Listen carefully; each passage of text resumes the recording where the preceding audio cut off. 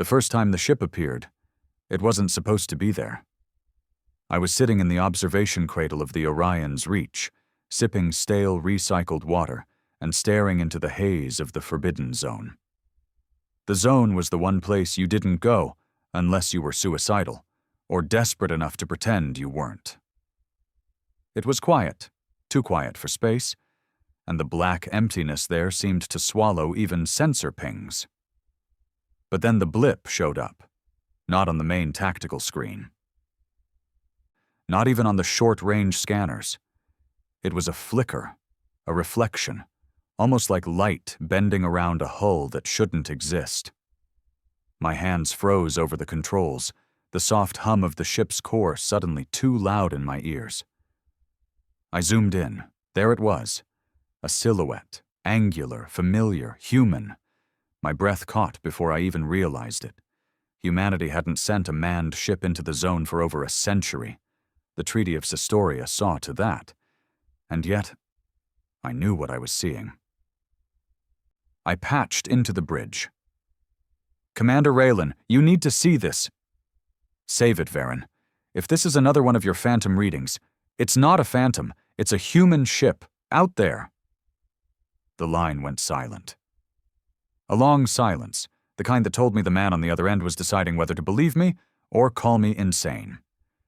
When he finally spoke, his voice was tighter. "Describe it." I did.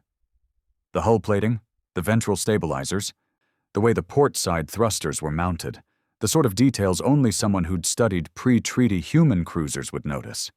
And I had. Back when I still thought those ships represented something noble. Before I learned history was written by those who survived the ugliest wars. "Lock onto it," Raylan said. I tried. The moment the targeting sweep began, the silhouette shimmered like a heat mirage in the desert. One moment it was there, as solid as the Orion's Reach beneath my boots. The next, it was gone. "Lost it," I said, my mouth dry. "Convenient," Raylan muttered. "Stay on your post, and Varen—" His voice dropped. "Don't tell anyone else what you saw." I wanted to argue, but his tone told me it wasn't a request. He cut the channel before I could respond. An hour later, I overheard him speaking in the captain's quarters. Not quietly enough. Words like containment and breach of treaty leaked through the corridor air vents. Words like no one can know. That's when I realized something that hit me harder than the sight of the ship itself. Whatever I'd seen, they already knew. And they'd rather bury it than admit it was real. And if they were hiding it, it meant this wasn't the first time a human ship had been spotted in the Forbidden Zone. The following morning, the Forbidden Zone looked the same as it always did. A bottomless pit in space, silent and untouched. But I didn't trust it. I barely slept after the sighting. Every time I closed my eyes, I saw that flicker, that angled hull cutting through the black, like a ghost daring me to follow. I could feel the lie already taking shape aboard the Orion's Reach. Raylan would file his report, the captain would sign it, and the incident would vanish into a classified archive somewhere deep in Central Command's vaults. But they couldn't erase what I'd seen. The mess hall was unusually quiet that morning. Even the low-level banter between shift crews was absent, replaced with half-hearted mutters and suspicious glances. I could feel eyes on me when I walked in. A few faces turned quickly away. Others didn't bother to hide the fact they were watching. "You were on long range last night, weren't you?" a voice asked from behind me. I turned to see Corin, one of the engineers. He was a big man, thick-necked, with grease permanently etched into the lines of his hands. The type who wasn't afraid of much, except being lied to. "Yeah," I said, keeping my voice even. "Anything unusual?" he asked, and his tone was casual, but his eyes weren't. I shook my head. "Nothing to log." That earned me a slow nod, the kind people give when they've decided you're either a liar or a coward. He walked past me without another word. The truth was, I wasn't about to spill anything in the middle of the mess hall. Word traveled fast in enclosed ships, and suspicion even faster. But the fact that Corin had asked meant the rumor had already started. By midday, it wasn't just whispers. 2 navigation officers were having a heated exchange on the lower deck when I passed through to run diagnostics. They didn't see me, but I caught the tail end of it. "Telling you it was a human design," one said. "And I'm telling you that's impossible," the other snapped. "If it was real, Command would have ordered an intercept. The zone's sealed for a reason." "That's the point. Maybe it's not sealed for what we think." I didn't stick around to hear the rest. But I didn't have to. I already knew where this was headed. Half the crew would want to believe the sighting was real, the other half would refuse to. And somewhere in between, Raylan and the captain would be deciding which half was more dangerous. By the time my shift ended, I'd made up my mind to confront Raylan. He was on the auxiliary bridge, reviewing patrol logs with 2 tactical officers. I waited until they left before stepping inside. "You told me not to tell anyone," I said. "But people already know." He didn't look up from the console. "People know there was an anomaly, that's all." "They're talking about a human ship," I pressed, "and they're saying it was real." Finally, his eyes met mine. "Do you believe it was real?" I didn't answer right away, because saying yes would brand me as someone worth watching, and saying no would make me a liar to myself. "I believe I saw something," I said. "And it wasn't an alien vessel." He studied me for a long moment. "You think you're the first one to see something out here?" My stomach tightened. "You're not," he said quietly. "This zone's been off limits for over 100 years, but ships still skirt the edges, and sometimes they see things they're not supposed to. Human things." "Why cover it up?" I asked. "Because the truth doesn't serve stability," he said flatly.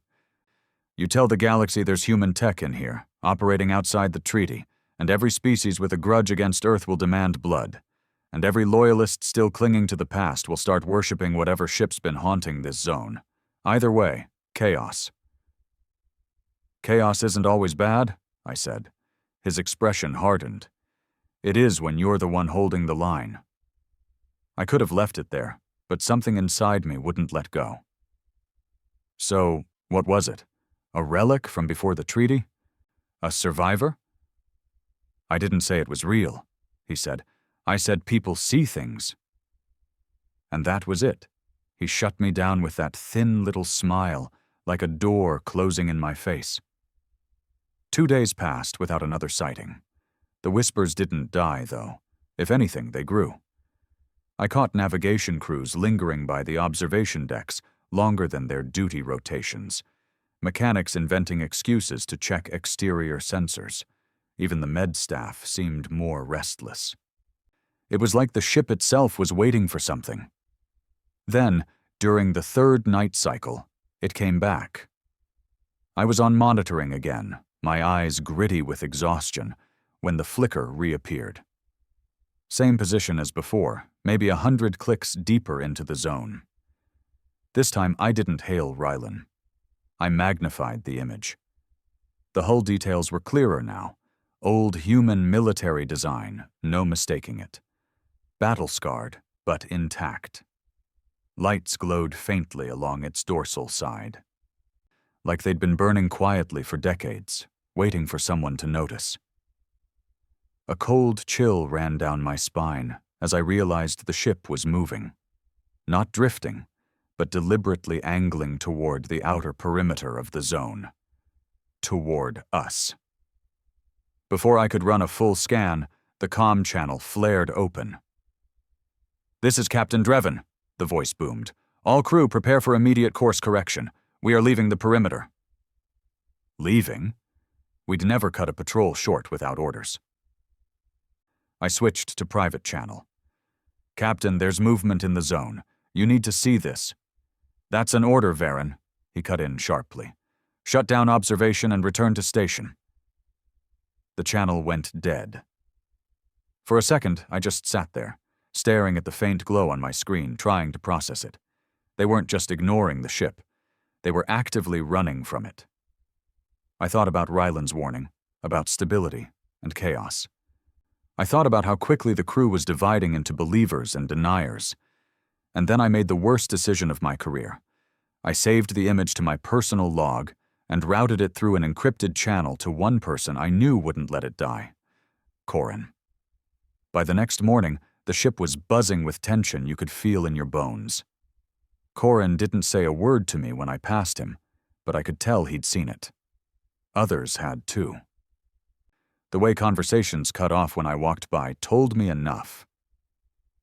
In the engine room, I overheard someone say, "If command's running from it, that means they know exactly what it is." On the bridge, a nav officer muttered to her partner, "It's not a ghost. Ghosts don't change course." Even Raylan looked more tense than usual, though he didn't acknowledge me. We stayed on the move for 12 hours, putting as much distance between ourselves and the zone as possible. But the next shift, an unconfirmed sensor ping came from the aft perimeter.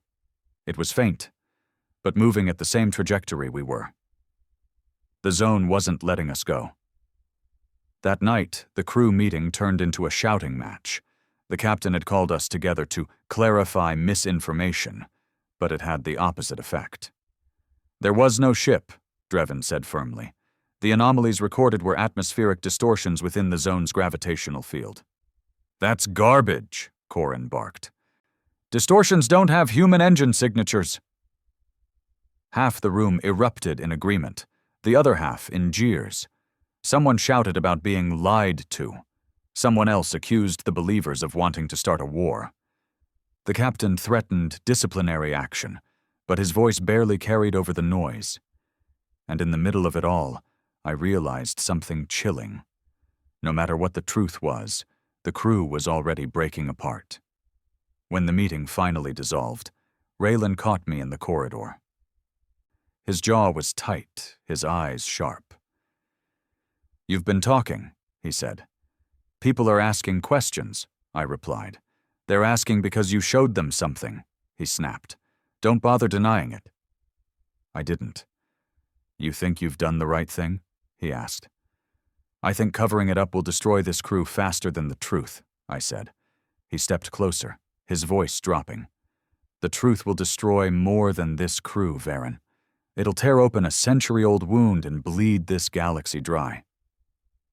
If you care about anything, your ship, your people, you'll let this die." But as he walked away, I knew I couldn't. Because whatever that ship was, it wasn't just haunting the zone. It was following us. And sooner or later, the rest of the galaxy was going to see it too. We didn't get far before it showed up again. 2 days into our evasive course, the Orion's reach was running cold. Heat signatures dampened, lights dimmed, core output throttled to a fraction, like we were a submarine drifting through enemy waters. The official excuse was power efficiency during a long-range patrol, but no one believed that. The air itself felt heavy, the way it does before a storm. I was back in the observation cradle on a skeleton shift when the sensors whispered it to me. A faint ping, barely there but moving fast. It wasn't coming from the zone anymore. It was behind us. I magnified the feed. The image was clearer than before, almost like the ship wanted me to see it this time. The human hull plating caught faint starlight, and I could make out more than just the shape. I saw markings. Burned, scarred, faded, but markings that didn't belong to any known fleet. And then I saw something that sent a spike of cold down my spine. Lights. Not just the static, dull glow I'd seen before, but a ripple, like windows, with movement behind them. Someone was alive on that ship. Before I could process that, a private comm channel opened on its own. I didn't touch anything. The voice that came through wasn't alien. It wasn't synthetic. It was human. "Orion's reach. Hold course." It was deep, calm, and carried the faint rasp of age. I froze, my fingers hovering over the controls. "Identify yourself," I managed. "You've seen us before," the voice said, ignoring my question. "We're here to talk." I patched the feed to the bridge instantly. "Captain, are you hearing this?" The channel hissed for a few seconds before Dreven's voice cut in. "End transmission. That's an order." "Sir, they're human." "That's not a human ship," Dreven snapped. "Shut it down, Varen, now." But before I could obey or disobey, the voice returned. "We don't have much time. They'll try to erase this." And then, silence. The signal cut clean, like it had been sliced by a blade. The sensors showed nothing. The ship was gone again. The bridge summoned me within minutes. Dreven stood in the center like a block of steel, Raylan at his side. They didn't ask me to sit. "Everything you saw and heard in the last hour is classified at the highest level," Dreven said. "You will not repeat it to anyone." "That was a human voice," I said. "That was interference from within the zone," Raylan corrected. "The Forbidden Zone distorts signals, plays tricks with your mind." "I'm not imagining things," I cut in. "That ship's following us. There are people on board." Dreven's eyes hardened. "Crewman Varen, if you continue down this path, you will be relieved of duty and placed under confinement for the remainder of the patrol. Do I make myself clear?" Every instinct in me wanted to tell him where he could shove his orders, but I wasn't ready to lose access to the observation cradle. Not yet. So I nodded. "Clear," I said. I didn't go back to my quarters after that. I went to Corin. He was in the engine bay, sleeves rolled up, sweat beading on his brow. I told him everything. The markings, the windows, the voice. His jaw tightened with each detail. "They're trying to bury it," he muttered. "They've been trying to bury it for 100 years, I said. "But this time it's not staying buried." "You think it's one of the old warships?" "Could be," I said, "or something worse." That got a grim smile from him. "Worse for them, better for us." I didn't ask what he meant by us. I didn't have to. The next night, it contacted me again. This time there was no faint ping or subtle approach. The ship appeared dead ahead, less than 50 clicks out, its massive silhouette blotting out half the stars in the viewport. No cloaking shimmer, no flicker, just raw, undeniable presence. The comm channel opened on its own again. "You didn't listen," the same voice said. "They're still steering you away." "Who are you?" I demanded. "A reminder," the voice said, "of what humans are capable of when they're not leashed." I swallowed hard. "Where did you come from? How are you in the zone?" The man chuckled, low, humorless. "We never left." Something about those words set every hair on my neck standing upright. "Why show yourself now?" I asked. "Because the leash is tightening, and some of you can still break it."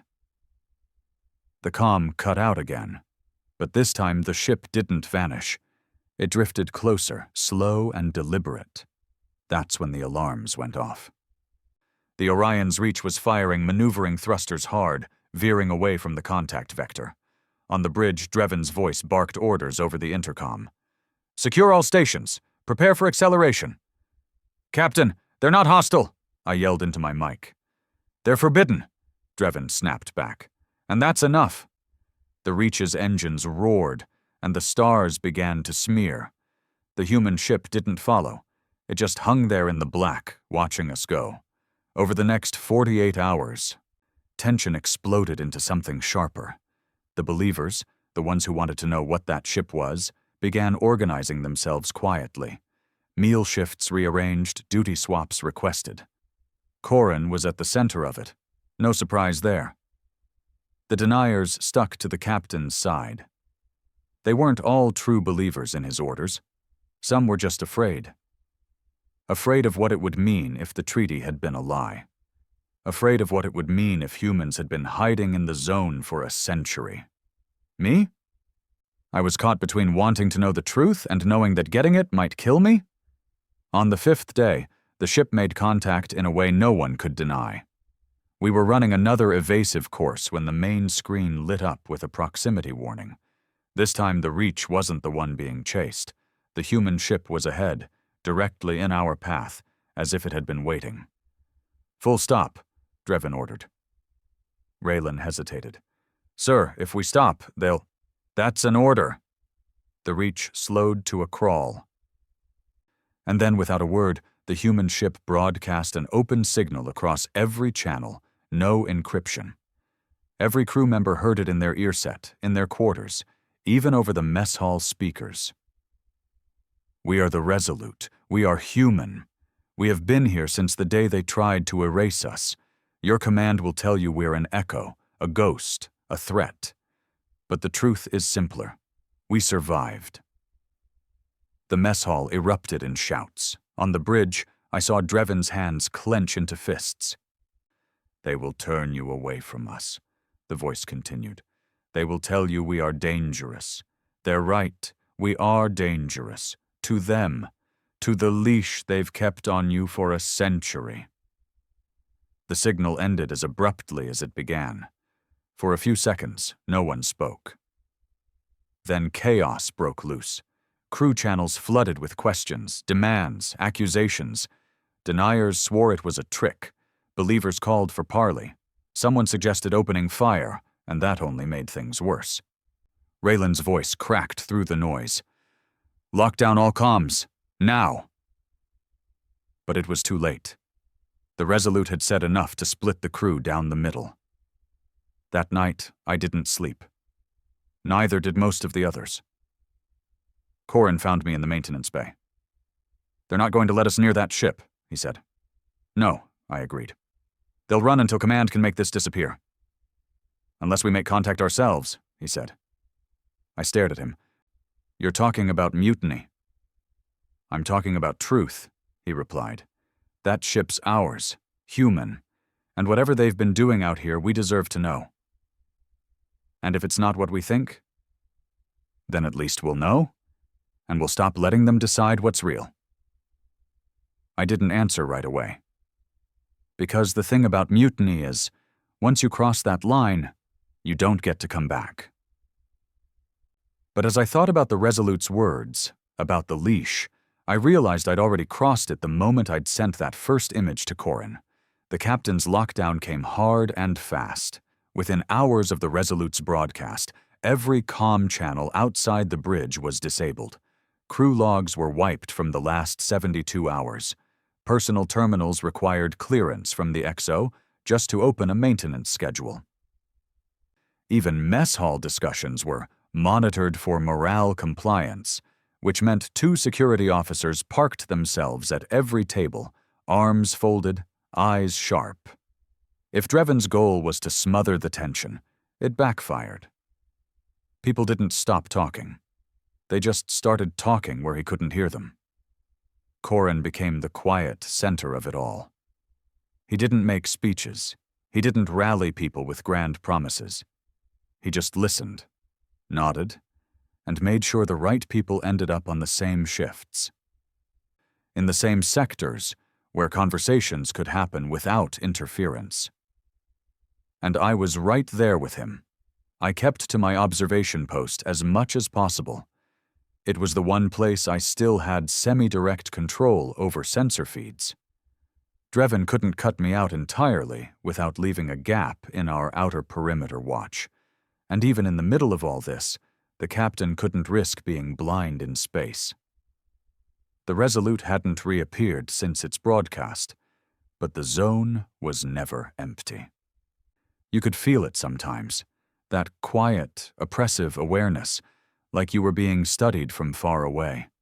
I had no doubt they were still there, watching, waiting, and I was starting to understand what for. 3 days after the broadcast, Raylan pulled me aside in the corridor. He didn't waste time on pleasantries. "I know what you and Corin are doing," he said. I kept my face blank. "I'm following orders."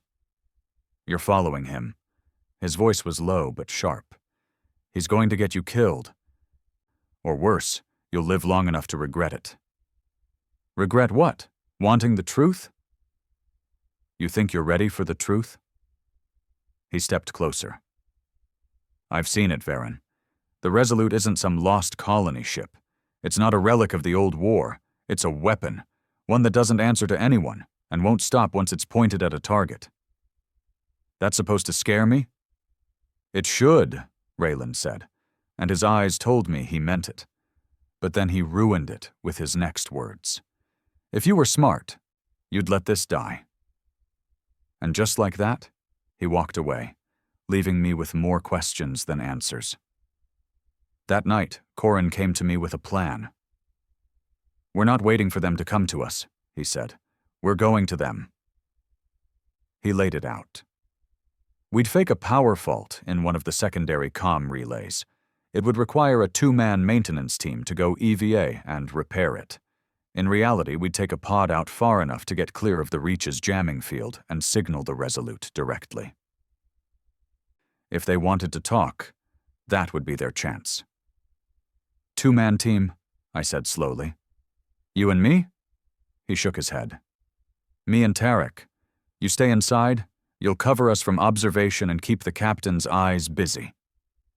It was smart, and I hated it. If this was the only chance to see the Resolute up close, I wanted to be there. But Corrin wasn't wrong. Someone had to keep the bridge distracted. We set it for the next day's second shift, when Drevin would be buried in status briefings with the senior officers. It went wrong almost immediately. They made it to the pod without incident, launched clean, and were out of the Reach's jamming radius in under 10 minutes. I kept the bridge feed showing a static maintenance loop, hiding their real position. Then, halfway through the planned window, my console lit up. Not with a Resolute transmission, but with an inbound signal from the zone itself. It was encrypted, old human military encryption, the kind nobody used anymore. It wasn't directed at me specifically, but my station was the only one set to monitor unclassified pings, so I caught it. Your captain is not your enemy, but he is not your friend. Choose carefully. The voice wasn't the one from before. This was younger, sharper, and carried an edge that felt like a knife at the throat. Who is this? I demanded. You've been asking the wrong question, the voice replied. It's not who we are, it's what we are. Before I could press further, the signal cut off, just as the Resolute appeared on sensors. It wasn't far from the pod. The bridge went to red alert instantly. Drevin stormed in, barking for course correction and retrieval of the EVA team.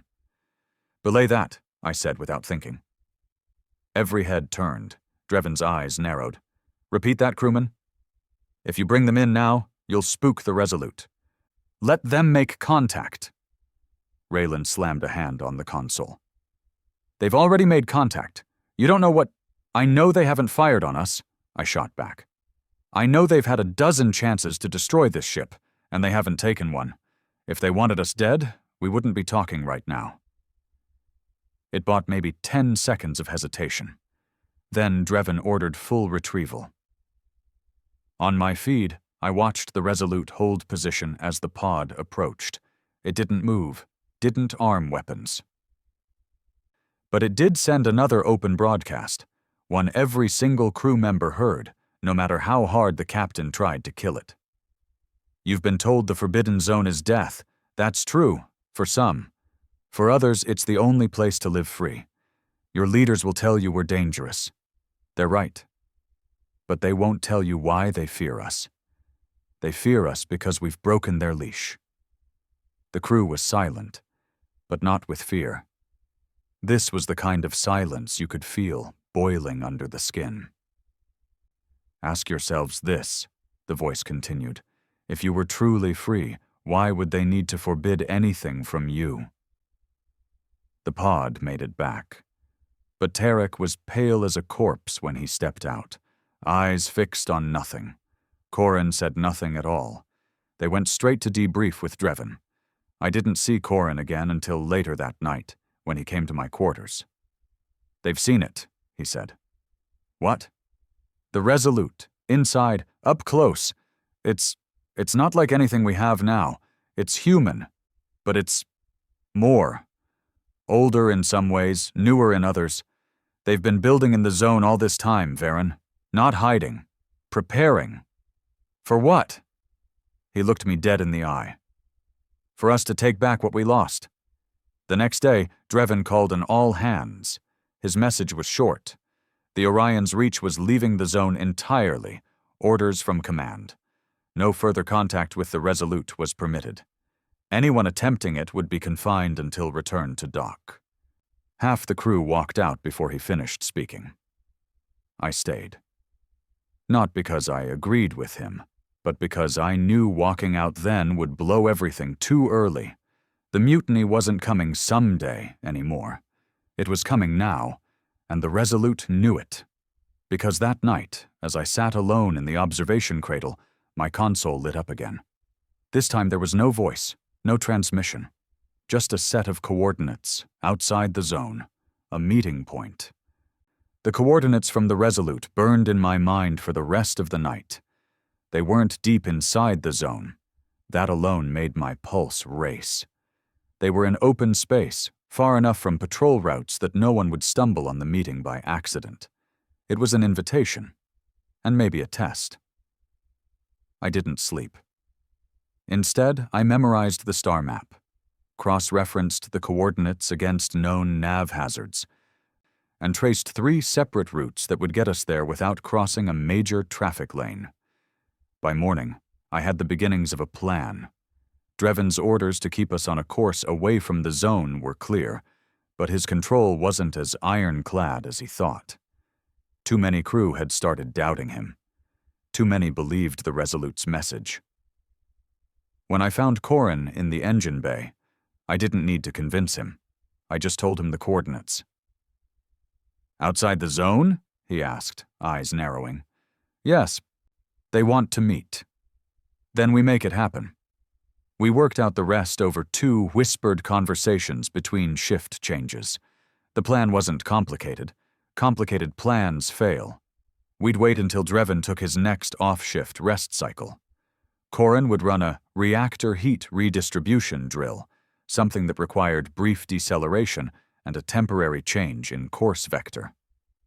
While the bridge was focused on keeping the reactor levels stable, we'd make the nav shift. Once the heading was locked, anyone on the bridge who tried to reverse it would be overridden from engineering. It wasn't elegant, but it didn't have to be. When the time came, everything went to hell faster than I expected. Corin kicked off the drill right on schedule, triggering alarms that sent engineering into a frenzy. I was already at my station, watching as the bridge scrambled to compensate. The helm officer called out, "Minor vector adjustment needed to balance core output." Raylan's voice cut in sharp. "Negative. Maintain heading." "Sir, the core's temp differential." "I said maintain heading." That was my cue. I slipped the course change into the nav system under a maintenance override code. The ship's nose swung a few degrees, subtle, but enough to point us toward the Resolute's meeting point. For 30 seconds, no one noticed. Then Rylan did. "Why are we turning?" he barked. "Compensating for reactor load," the helm officer replied automatically. "We're not turning toward the zone," Raylan snapped back. I killed my audio feed before the argument hit full pitch. In engineering, Corin was already locking out the helm controls. That was when Drevin's voice boomed over the ship-wide channel. "All crew, stand by. Helm control has been compromised. Security to engineering and observation immediately." We'd expected him to catch on eventually. We hadn't expected him to skip straight to declaring a security emergency. The first blow of the mutiny wasn't a gunshot or a punch, it was a door lock.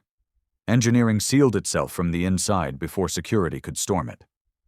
3 crew, loyal to Corin, had weapons out. Not military grade, but enough to discourage anyone from trying to rush them. The bridge still had communications, but every helm command they issued got rejected. That was when the shouting started. Crew in the corridors arguing about whether we were hijacking the ship or saving it. Deniers trying to rally support for Dreven's orders, believers urging others to see the meeting through. The Reach had always been tight quarters, but now it felt claustrophobic in a way I'd never experienced before. Raylan himself came down to observation to drag me off the console. "What the hell are you doing, Varen?" he demanded. "Following up on an opportunity your captain's too scared to take," I said without looking at him. "You think the Resolute is your friend?" His voice was low. "Dangerous. They'll chew you up and use you. That's what they do." "And Command doesn't?" I shot back. "At least they're honest about it." I saw the flicker in his expression, frustration, maybe even a little fear. But before he could answer, the console lit up. The Resolute was hailing us. The voice was the same one from the first time. Calm. Controlled.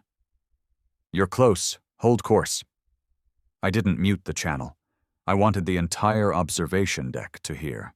"We've got interference," I said, more for Raylan's benefit than theirs. "Interference ends when you're ready to end it," the voice replied. "But you have to choose. No one can do it for you." I glanced at Raylan. "You hear that?" He didn't answer, just keyed his mic. "Bridge, cut that channel now."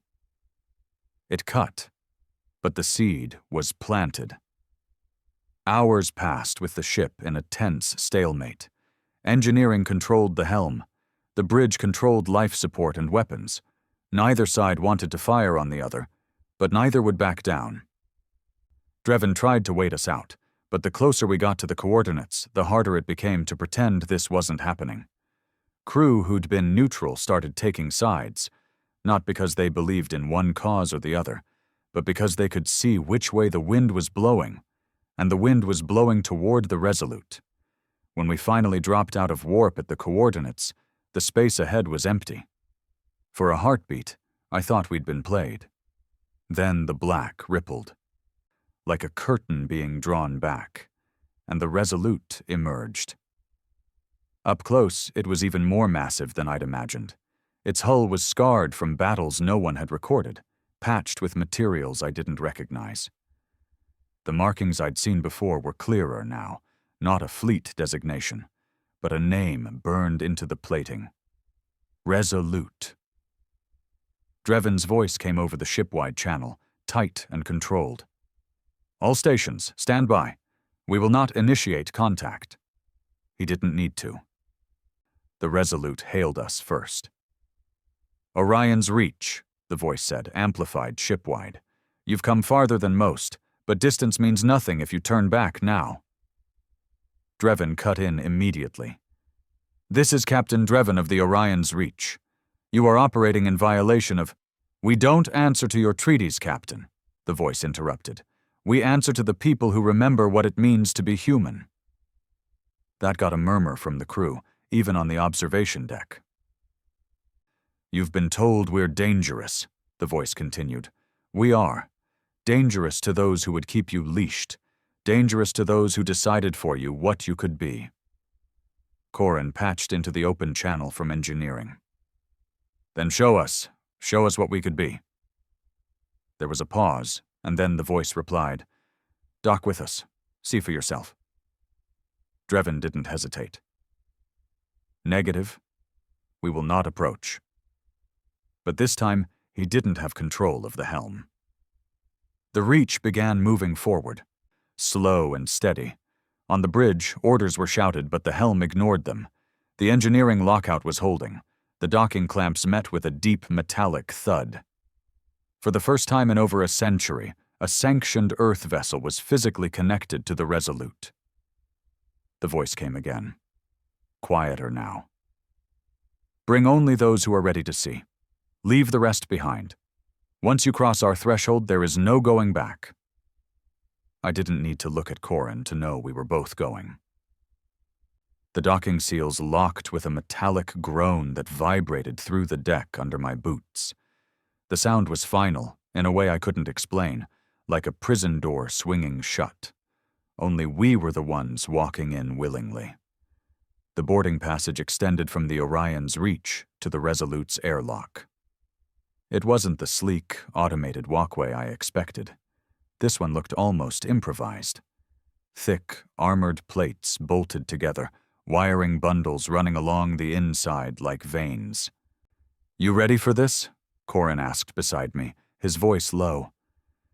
"No," I said honestly, "but we're doing it anyway." We'd brought 6 in total. Me, Corin, Tarek, 2 engineers loyal to him, and 1 navigation officer who'd switched sides after the first broadcast. Everyone else stayed behind, either by choice or because they were still under Dreven's orders. The airlock hissed, and a wave of warm, oxygen-rich air hit my face. It smelled different from the Reach, not recycled station clean, but alive, like a workshop that had been in constant use. The door opened. The first thing I saw was steel. Not the sterile, polished corridors I was used to, but raw, functional metal, walls scarred with age, flooring reinforced with plating that looked like it had been salvaged from battleships. And then I saw the people. Humans. Every one of them. No alien crew, no hybrid augmentation like some frontier colonies favored. They wore a mix of uniforms and plain clothes, most patched or altered, but all marked with the same small emblem stitched near the collar, a clenched fist over a rising star. An older man stepped forward to greet us. His face was weathered, hair gone to steel gray, but his eyes were sharp. I knew the voice before he spoke. "Welcome aboard the Resolute," he said. "You're the one from the broadcasts," I said. He nodded. "Call me Captain Voss." Corin glanced at me.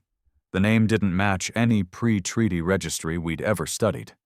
Either it was an alias, or records of him had been erased long before we were born. Voss didn't waste time.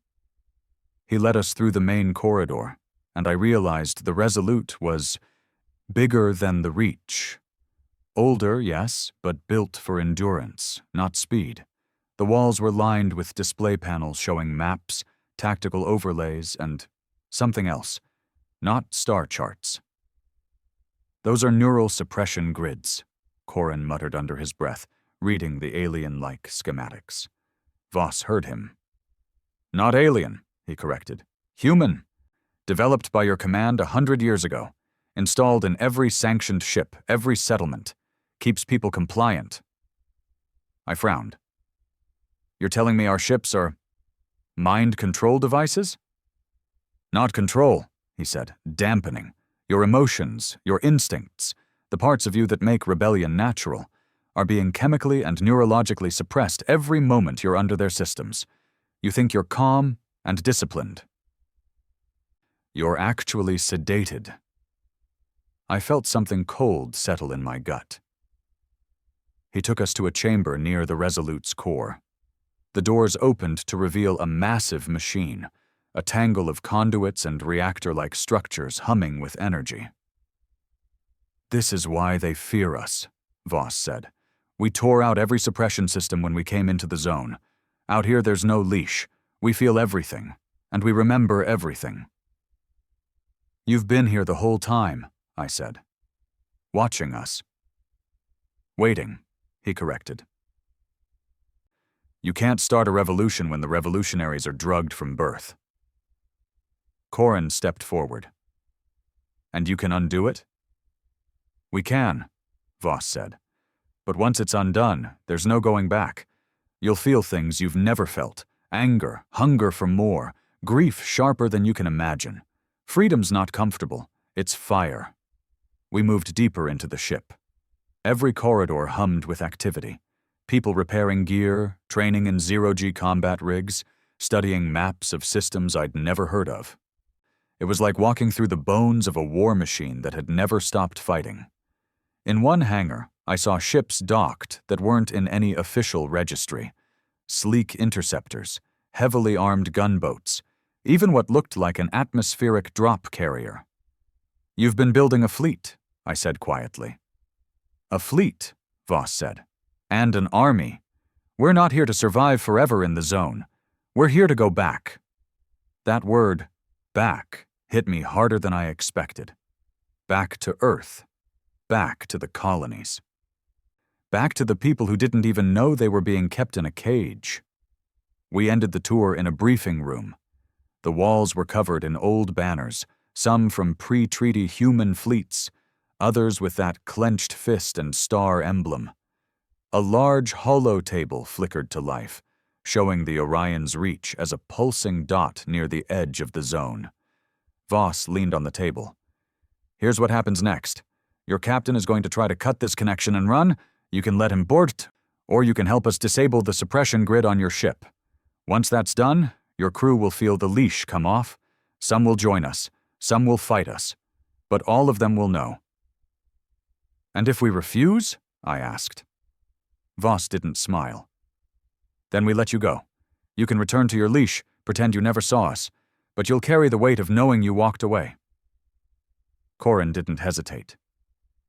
We do it. The others nodded one by one, all except Tarek. He sat back, arms crossed, jaw tight. I've served 10 years on sanctioned ships, he said.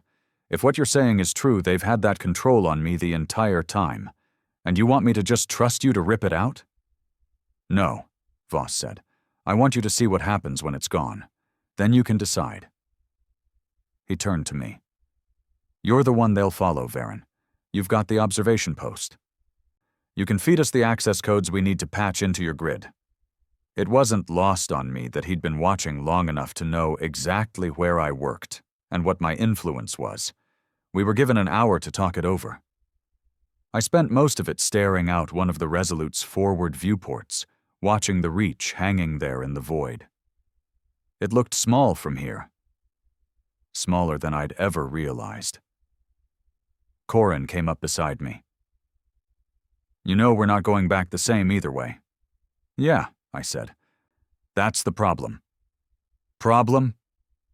I turned to face him. If we do this, Drevin will never let us back aboard alive, and if we don't, the Resolute is going to vanish into the zone again, and we'll never see them twice. Corin's eyes were steady. Then we make our choice, and live with it. When we returned to the briefing room, Voss was waiting with a small, palm-sized device. This will give you a 90-second override window in your suppression grid, he said. Enough time for our signal to punch through and burn it out. After that, the crew will feel different. What happens after 90 seconds? I asked. You'll find out, Voss said. But I'll warn you, not everyone survives the burn. Some minds snap under the rush. Most don't want to go back, though. He placed the device in my hand. It was lighter than I expected. We left the Resolute without ceremony, walking back through that armored boarding tube into the Reach's airlock. Drevin was there waiting, flanked by armed security.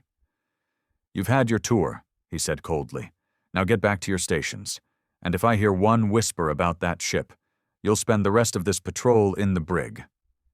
His eyes flicked to my hands. I'd hidden the device in my sleeve, but I could tell he suspected something. I didn't give him the satisfaction of reacting. Understood, sir? That night, alone in the observation cradle, I turned the device over in my palm. 90 seconds. That's all it would take to tear the leash off every mind on this ship. And I couldn't decide if that was salvation, or the first step into chaos we couldn't control. I didn't touch the device for 2 days. It stayed tucked in the inner pocket of my uniform, close enough that I could feel its weight whenever I moved, but far enough out of sight that Drevin's watchful eyes couldn't land on it. The more I thought about Voss's warning, the more it gnawed at me. Not everyone survives the burn. That wasn't a throwaway line. I'd seen the way he looked at Tarek when he said it, like he knew the man wouldn't make it. But I also knew Corin was right. There was no going back to pretending. I'd seen the leash. I'd heard what we were under. I'd seen the people on the Resolute moving, working, talking with an edge of intensity no sanctioned crew ever had. They felt alive in a way we didn't. The longer I waited, the more the Reach felt like a coffin. The opportunity came during a routine systems diagnostic. My shift in the observation cradle gave me access to the outer comms panel, one of the grid's main connection points. I didn't tell Corin. If I failed, I didn't want him implicated. If I succeeded, he'd know soon enough. I closed the hatch to the cradle, dimmed the console lights, and slid the device from my pocket. It was smaller than I remembered, warm from the heat of my body. The metal was smooth except for one recessed switch under my thumb. When I pressed it, nothing happened at first. Then a faint vibration ran through the console. A red indicator blinked twice on the device. 90 seconds. The first thing I felt was wrong. My head buzzed like I'd stood up too fast after hours lying down. My heart kicked into a rhythm that felt like it was trying to break my ribs. Then the heat came.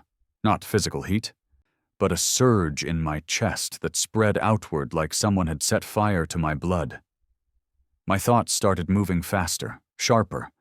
The constant low haze I'd never noticed before, like a weight over my mind, just evaporated. I remembered things I didn't know I'd forgotten. Moments of anger I'd swallowed without thinking. Questions I'd never asked because they didn't matter. The years I'd served without ever once feeling like I owned my choices. It was intoxicating and terrifying. And then the rest of the ship began to change.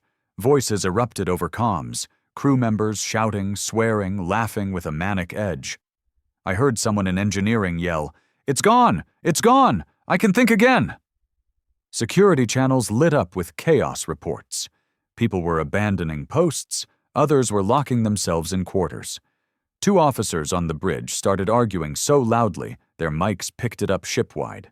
Some didn't handle it well. One voice over medbay comms was screaming, not words, just raw sound, until someone cut the channel. Another reported a crewman had collapsed, convulsing. Voss hadn't been exaggerating. The burn was breaking some of us. I rode it out in the cradle, gripping the console to keep myself steady.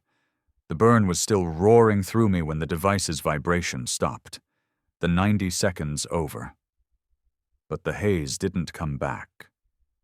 It was gone. For good. That's when Drevin made his move. "This is the captain," his voice thundered over shipwide.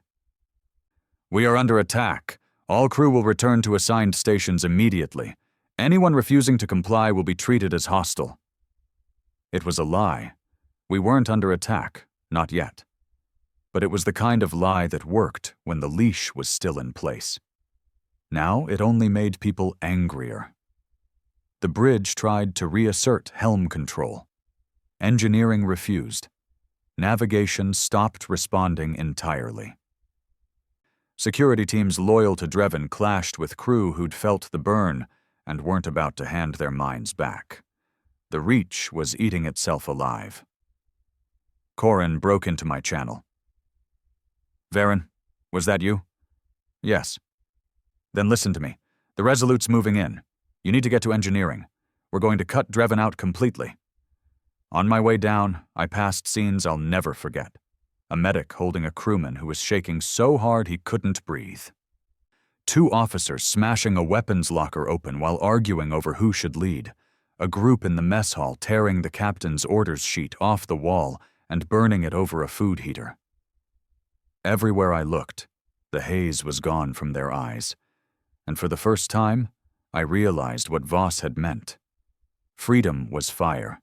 It was burning through the ship right now, and no one could put it back in the bottle. Engineering was locked down tight when I arrived. Corin let me in through a side hatch, grinning like a man who'd just set a match to something priceless. "We've got maybe 10 minutes before Drevin sends his loyalists down here in force," he said. "That's all the time we need." He showed me the console. Helm, weapons, comms, all rerouted here. The bridge still thought they had them, but every command they sent vanished into nothing.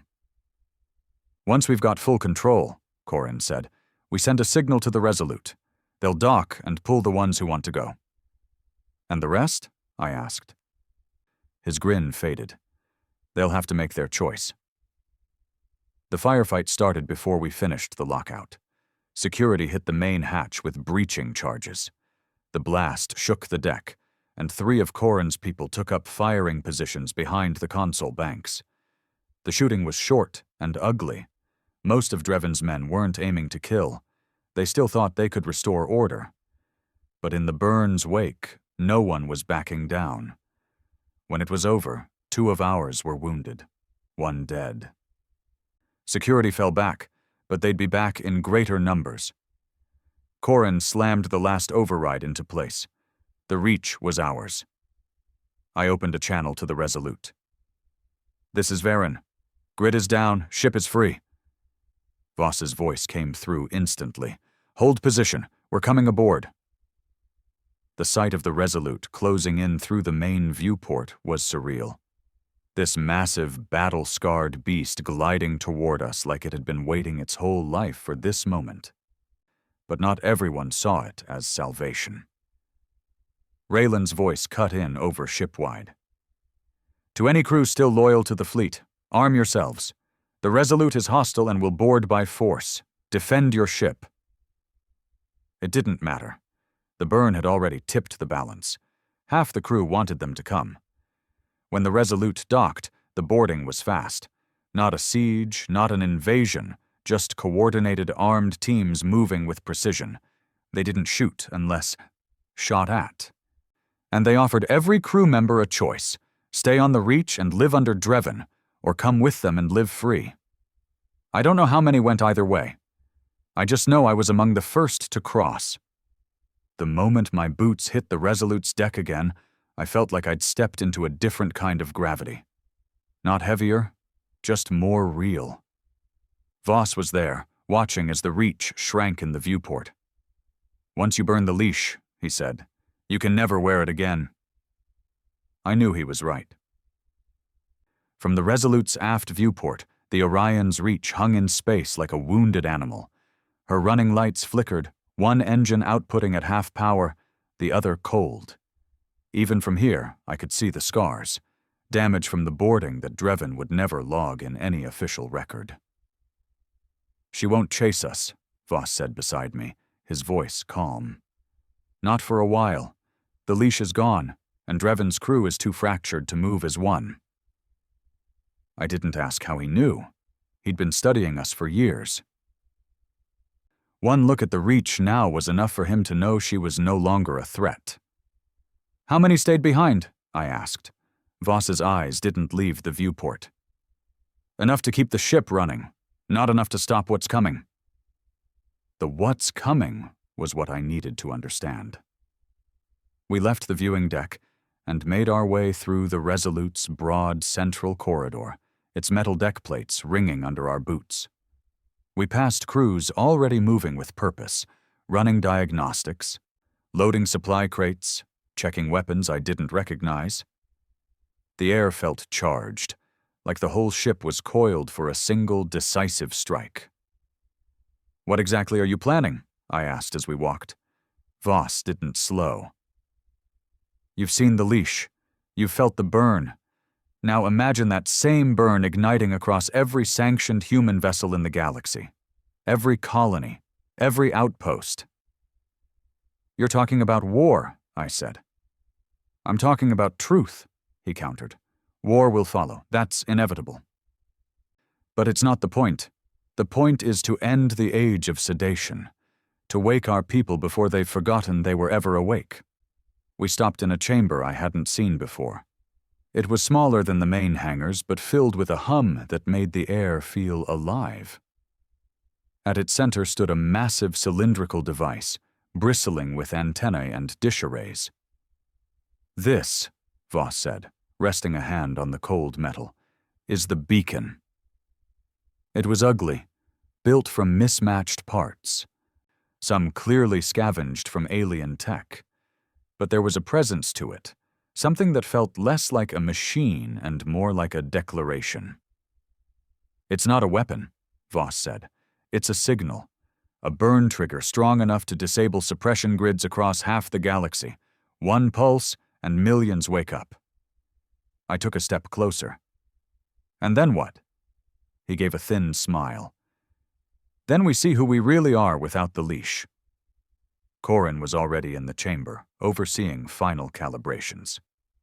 His grin was the same one he'd worn in engineering during the mutiny, the look of a man who'd bet everything and knew he was holding a winning hand.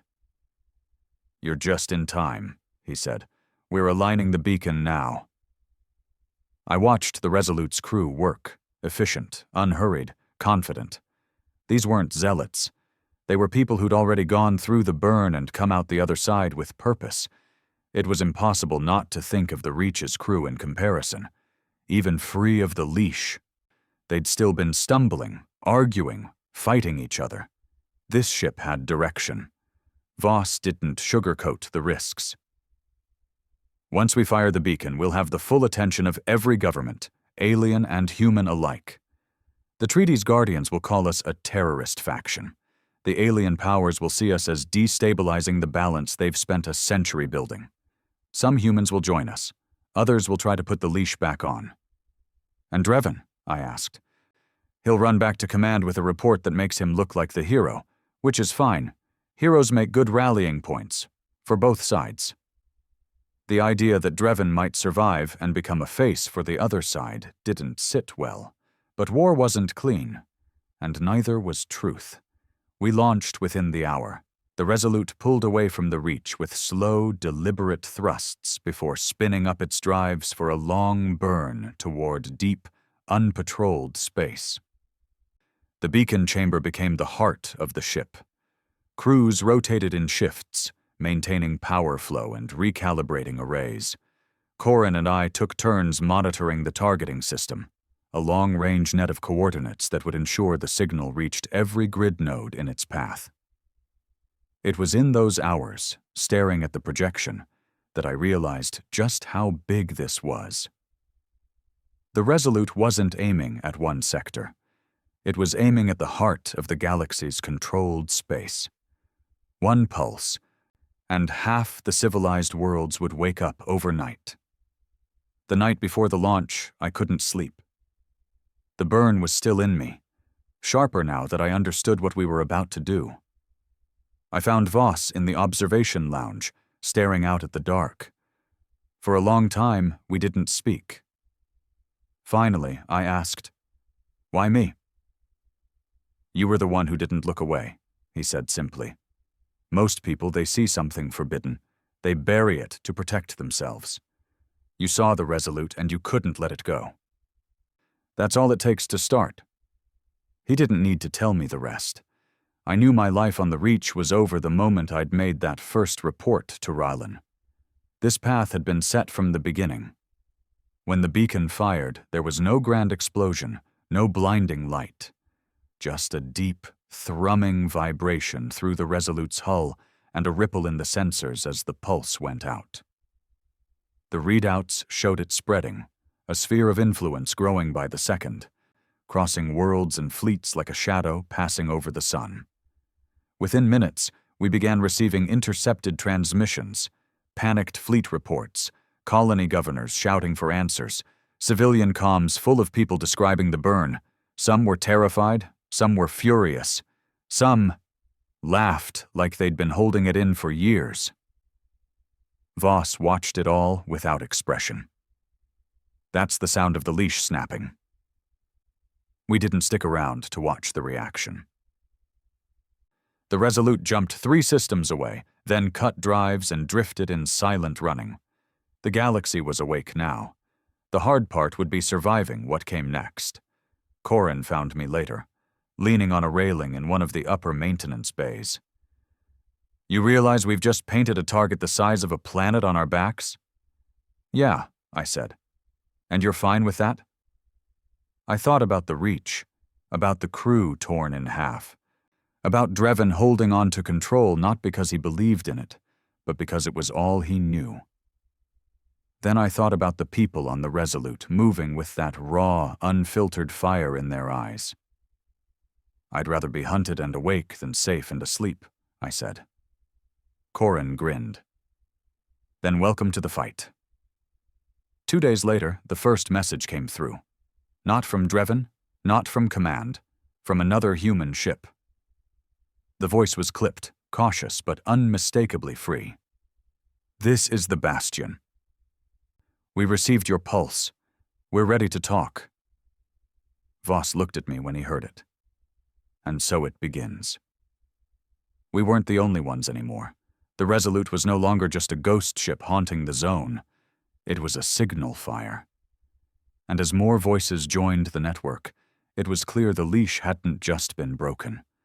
It was never going back on. That was the first night I slept since seeing the Resolute.